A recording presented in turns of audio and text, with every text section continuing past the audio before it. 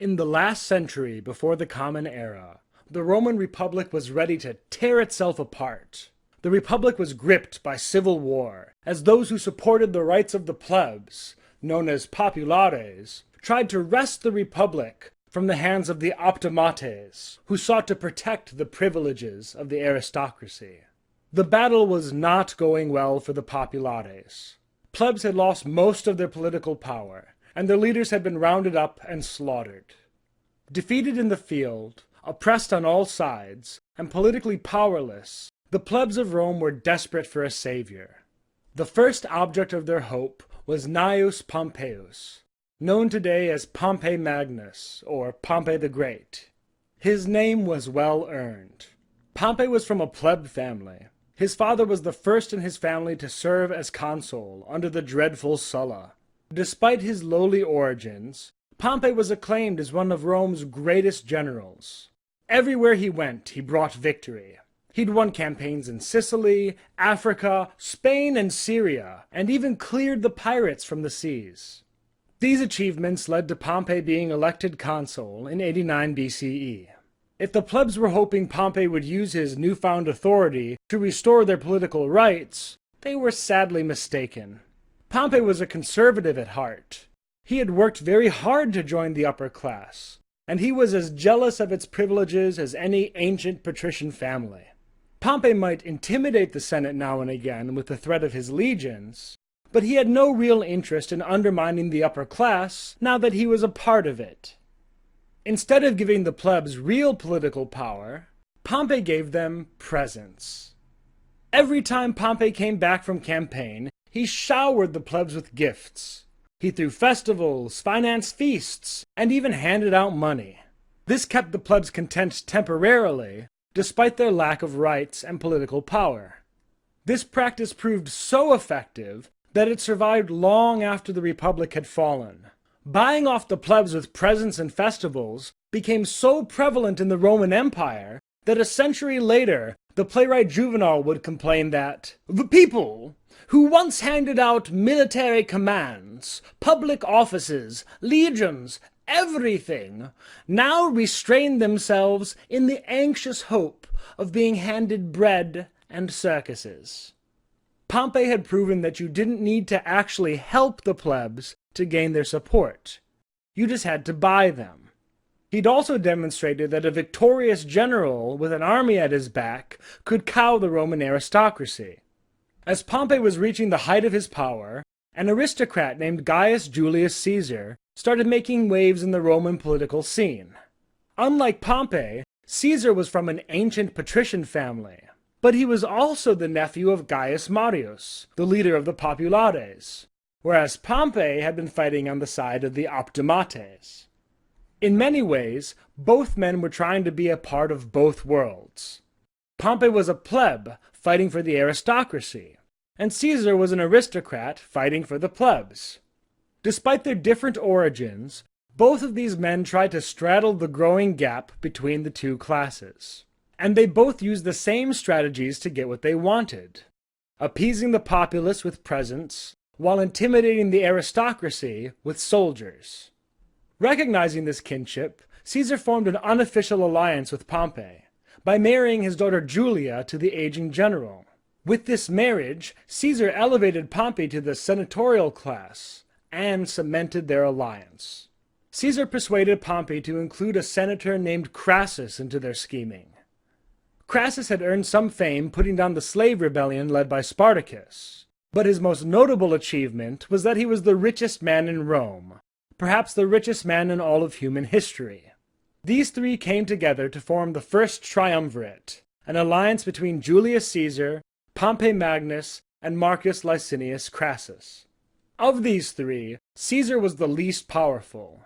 He was a sort of junior member of the triumvirate. His few military exploits, though successful, were not really noteworthy. His family was ancient but bankrupt. Caesar's role in the first triumvirate was to ally the wealth of Crassus with the political power of Pompey. With the help of his new allies, Caesar ran for consul in 59 BCE.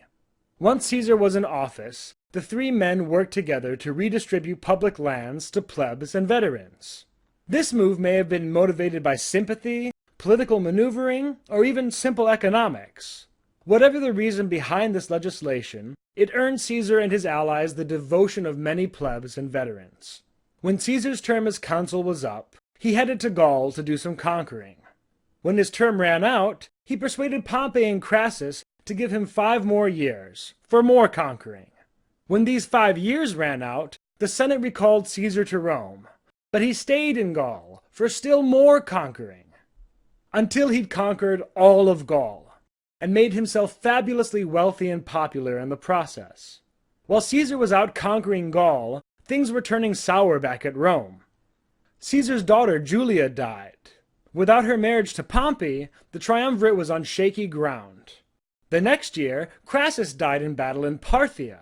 This shattered the old triumvirate and deprived Pompey of his wealthiest supporter. With less money to fling around, Pompey could no longer keep the plebs happy and distracted. The old class struggles came to a head, and the city was descending into riots. Afraid of Caesar's growing power, Pompey turned against his old ally, and formed an alliance with the Senate. The Senate declared Pompey sole consul, and declared Caesar an outlaw. It is unclear whether the Senate and Pompey truly meant to threaten Caesar, or if this was all meant to be a bluff to bring Caesar into line. But Caesar took it as a threat, and in defiance of Roman law and custom, marched his army on Rome. Caesar moved faster than anyone had expected, and in 49 BCE, he marched his army across the Rubicon. Unprepared, and with only raw recruits at hand, Pompey and the Senate fled Rome, surrendering the city without a fight. As Caesar established himself in Rome, the Senate and Pompey fled to the eastern provinces to raise an army. With Rome secure, Caesar chased after them. In 48 BCE, the two sides met at the Battle of Pharsalus in central Greece. Though Pompey led the larger force, Caesar's superior tactics won him the battle. His army destroyed, Pompey fled to Egypt, with Caesar hot on his heels. We're not sure what Caesar intended to do with Pompey when he caught him, but when Caesar arrived in Egypt, he found that Pompey was already dead. The pharaoh of Egypt, a boy named Ptolemy XIII, presented Pompey's head to Caesar as a gift. Caesar was not amused. Caesar may have fought Pompey viciously, but the man was still his son-in-law, and a consul of Rome. Caesar's displeasure may have been real or feigned, but he took the excuse to meddle in Egyptian politics. He supported a rebellion by Ptolemy's sister, Cleopatra. After a brief siege and a couple of pitched battles, Cleopatra was queen of Egypt and, according to ancient rumor, carrying Caesar's baby. Caesar now had a client state in Egypt to provide barges of grain for the hungry plebs in Rome. Egypt seems to have given Caesar a taste for absolute power and some of the luxuries of kings. Done with Egypt, Caesar completed Pompey's earlier conquest of Asia Minor in an astoundingly short time, then swung back to Africa to mop up the last few senators who stood against him. In 46 BCE, Caesar returned to Rome, glorious with victory and rich with plunder. With a delicate balance of amnesty and military threat, Caesar got the Senate to name him absolute dictator of Rome for 10 years. In the years that followed, Caesar began dismantling the Roman Republic. Instead of a few aristocratic families vying with one another for power, Caesar slowly began funneling all of the power to himself. Ironically, his task had been made much easier by the very aristocrats who had opposed him. Rome's aristocrats had already taken political power away from the common people, who now hated the aristocracy with a passion. This meant that the majority of Romans had no stake in the government anyway, and did not care if Caesar took power from abusive aristocrats. Yet Caesar did not just seize these powers from the aristocracy. Instead, he usurped them in very subtle ways. For example, years of civil war had severely thinned the ranks of the Senate. Rather than refilling it with his natural enemies, the rich and powerful men of Rome, Caesar granted citizenship to the peoples of Hispania and Gaul, and used their leaders to fill in the Senate. Since these new senators owed their new position to Caesar, this effectively stacked the Senate in Caesar's favor, removing the last restrictions on his power. Caesar's pet Senate showered him with titles and honors, and in 44 BCE, they named Caesar dictator for life. And Rome, which had been without a king for nearly 500 years, now had a king again. He might not have called himself a king, he might not have dressed like a king, but Caesar was a king. There was no doubt about it. The Republic was dead. In a vain attempt to restore the Republic, a few desperate senators plotted Caesar's assassination.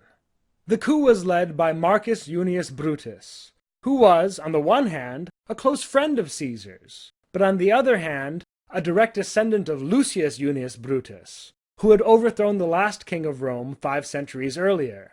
History won out over friendship, and on the Ides of March, 44 BCE, Brutus and his fellow senators ambushed Caesar. They stabbed him 23 times, leaving him to die on the Senate floor. Yet killing Caesar could not bring the Republic back to life. The Republic was dead. It had been dying for almost 2 centuries. Without Caesar's intervention, Rome's great empire would likely have fallen apart on its own.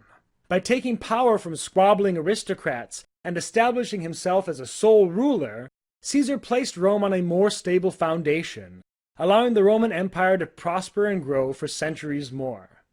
Not long after his death, Julius Caesar was deified, meaning that the Romans revered him as a god. This established the imperial cult that would endure unto the end of the empire. Since then, Caesar has been alternately lionized and vilified by poets, authors, philosophers, and scholars, as each generation has dealt with this larger-than-life figure. Caesar's legacy lives on even today, in the 365-day calendar, with a leap year, which Caesar used to form his own Julian calendar. We can see his mark in our calendars today. 2,000 years later, the month of July still bears the name of Julius Caesar.